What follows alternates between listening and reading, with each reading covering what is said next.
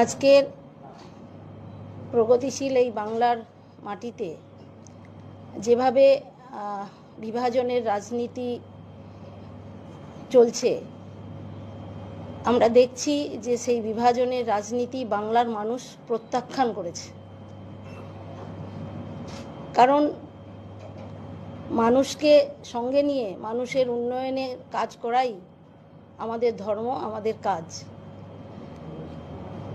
সেই বিভাজনের রাজনীতি আমার পক্ষে মেনে নেওয়া কঠিন থেকে কঠিনতর হচ্ছিল। বিভিন্নভাবে তার প্রতিবাদ করার পরেও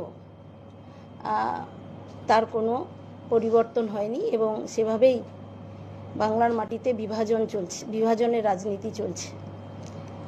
তাই এই প্রগতিশীল বাংলাকে রক্ষা করতে এবং বিশেষ করে আমার হলদিয়ার উন্নয়ন, শিল্প পরিকাঠামো, সর্বোপরি উদ্বাস্তু ক্ষতিগ্রস্ত এবং বেকার যুবক যুবতীদের কর্মসংস্থান, আর্থিক উন্নতি এবং সামাজিক উন্নয়নের পক্ষে দাঁড়িয়ে এবং তাদের জন্য কিছু কাজ করতে যাতে আমি পারি, তার জন্যই আজকের মাননীয় মুখ্যমন্ত্রী মমতা ব্যানার্জির সঙ্গে আমি যুক্ত হলাম এবং তার নির্দেশেই হলদিয়ার উন্নয়ন আগামী দিনে করতে পারবো।